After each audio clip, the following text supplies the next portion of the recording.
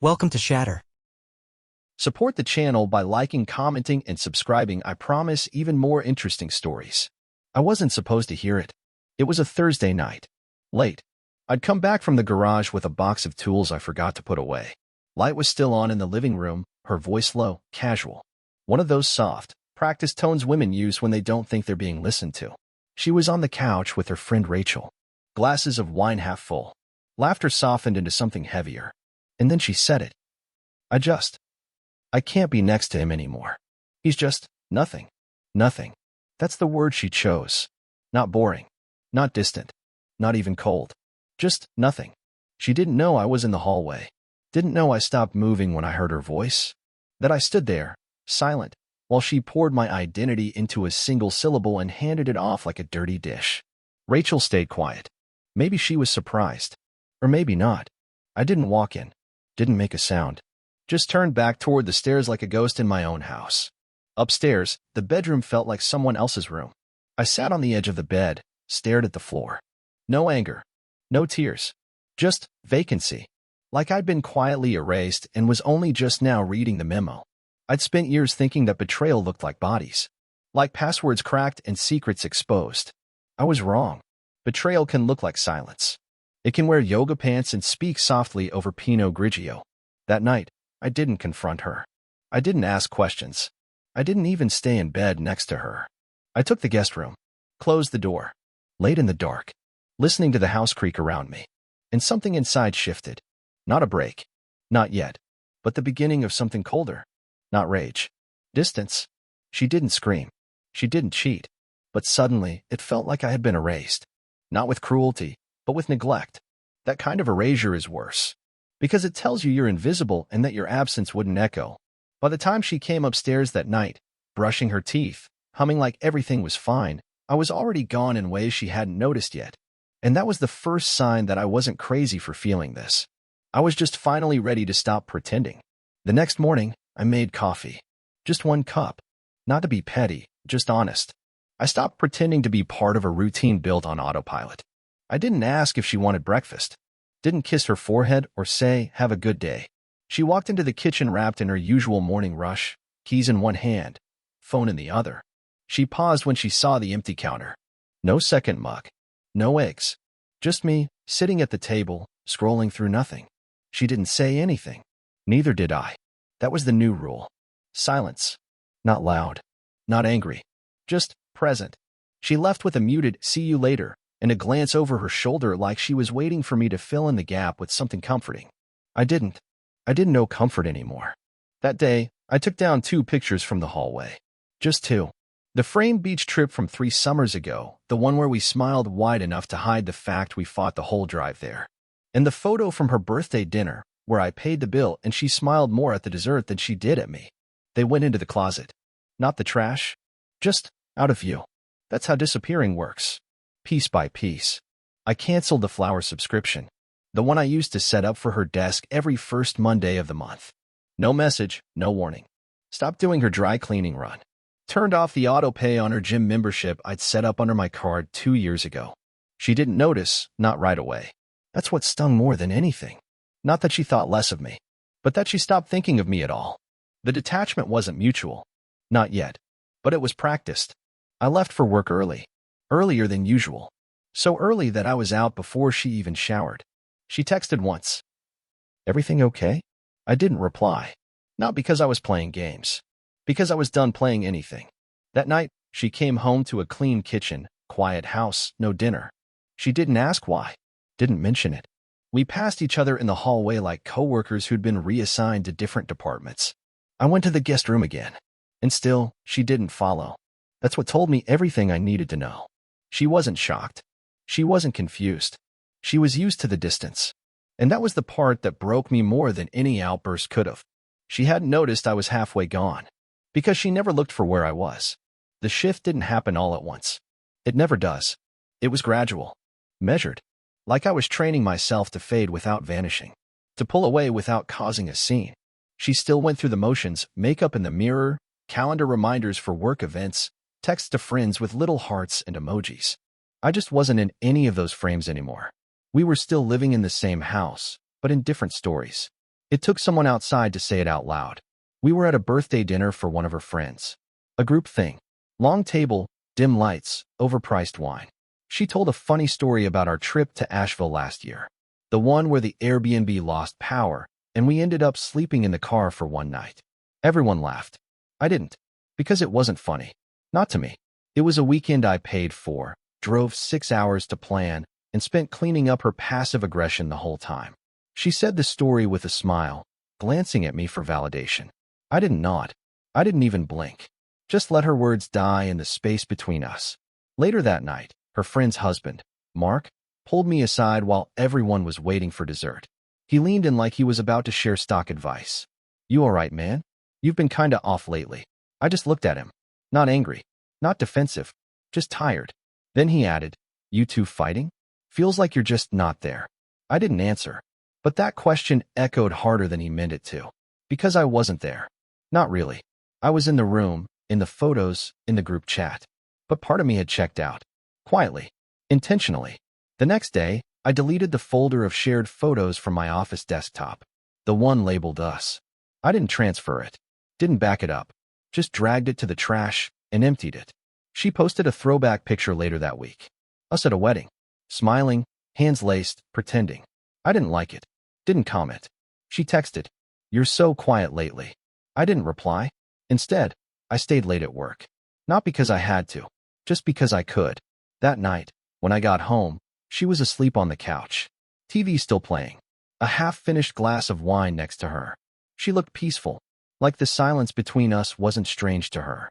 That scared me more than if she had yelled. She didn't notice my absence because she stopped expecting my presence. And the more I realized that, the more I stopped trying to be noticed at all. I started waking up earlier than I needed to. No alarm.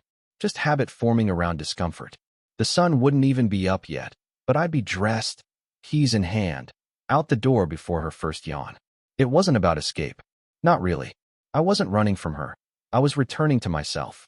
I changed my routine like someone rearranging a house after a guest overstays their welcome. I stopped buying groceries for two. Cooked what I liked, when I felt like it. Started keeping my protein shakes in the garage fridge. She didn't ask questions at first. Just watched. One morning, she noticed I'd bought new running shoes. Not flashy. Just clean, purposeful. That week, I went running every night. 5 miles. No headphones. No destination. Just rhythm, breath, and the sound of distance. In the garage, I'd work out after dark. Push-ups, pull-ups, routines I hadn't touched in years. Not to impress, not to transform, just to feel the edges of myself again. I upgraded my wardrobe, slowly. New jeans, fitted tees, one pair of boots I'd always talked myself out of. She noticed. The first time she actually said something, her tone wasn't playful. It was careful. You've been different lately. I didn't respond. That night, I opened a new checking account.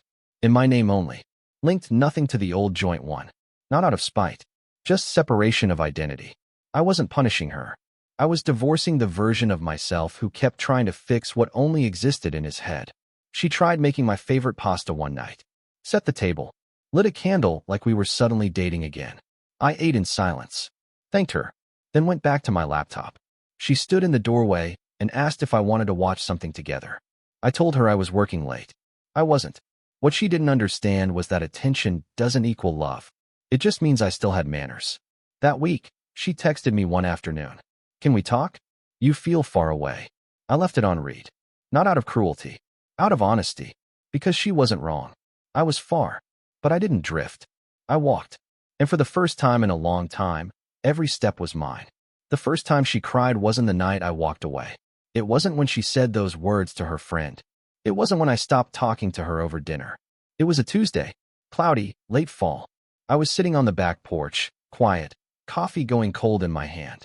She stepped outside like she was entering someone else's space. She looked smaller than usual. Not physically. Just like someone who had finally realized the room had changed, and she hadn't been invited. She said my name. Soft. Not gentle, timid. She told me I'd changed. That something in me had gone distant. That it felt like living with a stranger. And for once, I didn't deny it. I just looked at her and said, think what you want. You've already decided for both of us. The words didn't hit her all at once. They landed slow.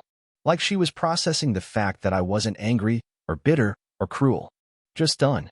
She started crying. Silent, shaky breaths. Hands clutched in front of her like they could hold what was slipping away. I didn't comfort her. Not out of pride. Not out of spite. But because I finally understood something. She wasn't mourning me. She was mourning control. The dynamic. The version of me who'd jump up, try to fix, try to chase, try to soothe. That version didn't live here anymore. Later that night, I talked to my brother. He noticed my tone was sharper. My response is shorter. "You all right?" he asked. I told him a little. Not everything. He listened. And then he said something that stuck with me. "You're finally living for yourself. Don't break that just because she's scared of losing what she never tried to keep." That sentence hit harder than I expected. Because it was true. For years, I had been predictable, reliable, the one who stayed. She thought that was weakness, that it meant I'd always be there, no matter how little I was seen. But when silence is chosen, not forced, it becomes power. And I had learned to wield it. The next morning, I left the house early again. Not in a rush, just consistent. She watched me go, standing in the kitchen in her robe. Eyes red, lips pressed together. She didn't say a word. Neither did I. Some things don't need volume to echo. I didn't go looking for it. That's the part no one believes. They think I must have been digging, spying, planning some kind of trap. But the truth is simpler and colder. It was just there, left open, like she didn't think I'd notice. A laptop screen. Not locked. Just dimmed, waiting to be touched. I didn't even sit down. Just tapped the spacebar. Her inbox blinked awake. An email thread was open. Subject line, just keeping it light, winking face. I didn't recognize the sender at first, but the tone was familiar. That kind of harmless, flirting people excuse with phrases like, "It's nothing," "We're just close," or "You're reading into it." It wasn't graphic. It wasn't scandalous. But it was intentional. A slow drip of connection. He called her trouble. She sent emojis that didn't belong in a work conversation. A compliment about her outfit from the office party. A reply from her that said, "You noticed?" He didn't. That was the line. It didn't sting, it clarified. I didn't copy anything. Didn't take screenshots. Didn't confront her. Instead, I powered it off and walked away. What mattered wasn't what was written. It was what it confirmed. She didn't leave. Not physically. But emotionally, she'd stepped out long ago. She wasn't cheating in the classic sense. But she was feeding a part of herself I hadn't been invited to in months. And the worst part? I hadn't even knocked on that door lately. Because I knew it wasn't mine anymore. That night, she asked what I wanted for dinner. Like we were still a team. Like she hadn't poured her energy into someone else's validation hours earlier. I said, "I already ate." She looked confused. Disappointed, maybe. She asked why I didn't wait. I said nothing. The gap between us wasn't spoken. It was lived. Minute by minute. Word by missing word. She went to bed early that night. I stayed on the porch, phone off, mind steady. The silence didn't feel empty anymore. It felt earned. The next day, I transferred the rest of my auto payments to a new account. Updated the two-factor codes on all shared services. Started getting quotes for a studio near the edge of town. Not because I wanted to run, but because I needed a place where the quiet didn't feel like a punishment. She sensed it. That's something it tipped. But she didn't know how or why. And I didn't offer an explanation. Let her feel what it's like to be outside the room I used to wait in. She caught me on the stairs 2 mornings later. I had my keys in one hand, coffee in the other. Didn't expect her to be awake. Her eyes were puffy, like she hadn't slept right. Hair undone, oversized sweater, barefoot. No armor. She didn't ask where I was going. Didn't accuse. She just stood there, blocking half the hallway like a person trying to hold back a tide. "Can we talk?" she asked. I looked at her, not past her, not through her, just at her. And for the first time in weeks, I didn't feel anything under the surface. No heat. No ache. Just clarity. "You said you couldn't be near me," I said. "So I gave you distance." That was it. I walked around her. Down the steps. Out the door. Didn't slam it. Didn't pause. Later that day, I got a message. Not an apology. Just a line asking if we could reset. Her word, not mine. Reset. Like this was a phone. Like she could press and hold and clear the memory. But I'd already lived it. I knew what I heard. I knew what I read. And more than that, I knew what I'd felt. It wasn't anger. It was something colder. A kind of quiet that makes noise uncomfortable. That night, I didn't come home until after midnight. Stayed at the gym longer. Drove around for a while. Sat in the car and listened to nothing. When I came back, she was sitting on the couch, knees pulled up to her chest, blanket around her shoulders. TV off. Lights dim. A woman trying to look small. She said she couldn't sleep. Said it felt like I was already gone. I didn't correct her. Because she was right. I had gone. Just not physically. Not yet. She asked if I hated her. I didn't answer. Not out of cruelty. Out of honesty. Because I didn't know the answer myself. All I knew was that the version of me who used to stay up waiting for her. Who used to plan dinners, send texts just to check in. Who used to think silence was something you fixed with effort. That version was gone. She wanted space. She got silence. Now she was trying to fill it. But some echoes you can't drown. And I was no longer interested in helping her unring the bell she chose to sound. She started cleaning again. Not like routine maintenance, but like guilt in motion. Baseboard scrubbed. Closet reorganized. Even the guest bathroom smelled like citrus bleach and desperation. She cooked 3 nights in a row. Meals I used to love before the silence stretched so wide between us that taste didn't matter anymore. Lasagna. Grilled salmon. That baked chicken with lemon she knew was my default comfort. I ate it all. Quietly. Said nothing. Not out of pettiness. Out of discipline. A week earlier, I would have been grateful. Now it felt like a stage being reset after a broken play. Too late. Too calculated. Like she was performing for a version of me that no longer existed. One night, she left a folded letter on my desk. I didn't open it right away. Didn't need to. I could feel its weight before reading a word. She called it reflection. Said she didn't know when things had shifted, but she saw now how long I'd been fading from her line of sight. Said she had been chasing something she couldn't name, and in doing so, stopped looking at what she already had. There was no mention of the colleague. No acknowledgement of the messages I'd read. Just vague lines like, I forgot what loyalty looks like in silence. And, you never yelled, and maybe that's why I stopped listening. She ended it with, I don't expect you to forgive me. I just need you to know I see it now. And I'm sorry for every time I made you feel invisible. I placed the letter back where she left it. Didn't add a note. Didn't crumple it either. Just let it rest, untouched, like a verdict she handed down to herself. She asked to talk again the next day. This time, her voice cracked before she even spoke. I didn't cheat, she said. I just got lost in the attention. I thought it meant I still mattered. I looked at her. Not with judgment. Not with warmth. Just observation. She was unraveling, but slowly, like someone removing armor piece by piece, not knowing if the air outside would heal or hurt. She said she thought I had stopped loving her. I told her I had started loving myself more. She asked if it was too late. I didn't answer. Because something deeper than resentment was at play now. I wasn't seeking revenge. I wasn't counting points. I was watching her rebuild something she thought she could abandon and return to unchanged. And I wasn't sure if I was ready to walk inside again. The rental agreement was sitting on my desktop. Filled out. Signed. All that was left was to hit submit. It was for a small apartment across town. Not flashy. Not far. Just enough space for a bed, a desk, and silence. I hovered the cursor over the final button for a long time. It wasn't hesitation. It was calculation. I had every reason to leave. She'd said it herself, she couldn't be around someone like me. She wanted something else. Someone else. And I gave her space to find it. But now she was circling back, not with demands, but with effort. Not with tears, but with change. That night, I walked past the apartment instead of inside it. Took the long way home. Watched windows flicker across quiet neighborhoods. Fathers reading to kids. Couples sitting in silence on couches, probably thinking it was peace, not routine. I found her on the porch again when I got back. Same seat. Same blanket over her lap. But something in her posture had shifted. She didn't look at me like she expected answers. She just nodded. We didn't speak. Not for minutes. Just sat there, two people who had worn each other down with years of assumptions. She reached over at one point and placed something on the table between us. Her wedding ring. Not as a weapon. Not as a plea. Just there. A symbol of what used to mean forever. Now repurposed into a question she didn't ask aloud. And I didn't pick it up. Instead, I watched the street.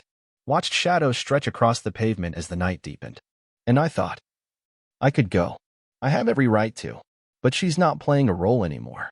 She's not asking for forgiveness. She's proving something. And I couldn't lie. Part of me respected that more than any apology. The next morning, she packed a weekend bag and left it by the door. Told me she'd give me the house for a while. Said nothing else. No timeline.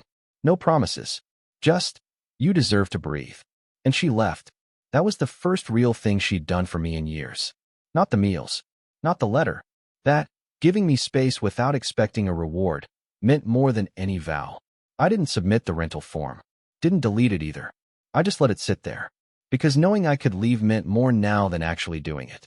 She was gone for 3 days. No texts. No updates. Just the silence she'd once weaponized, now used correctly. For space, not punishment. I walked through the house alone. Not pacing. Not brooding. Just observing. The couch still held the shape of years. The kitchen counter was bare. No note. No coffee mug. No waiting question.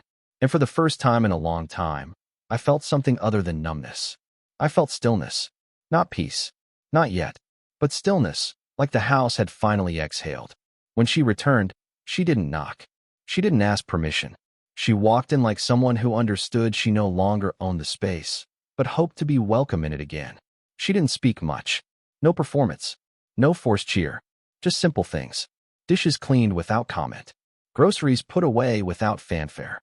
One evening, I found my favorite drink in the fridge. No note attached. No expectation.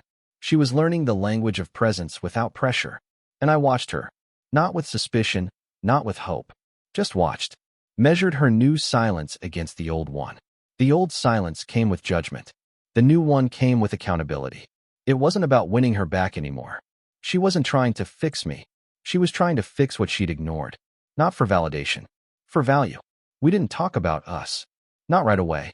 But there were moments, little ones, that landed heavier than hours of therapy ever could. She asked if I wanted to separate finances. I said I already had. She nodded. Didn't argue.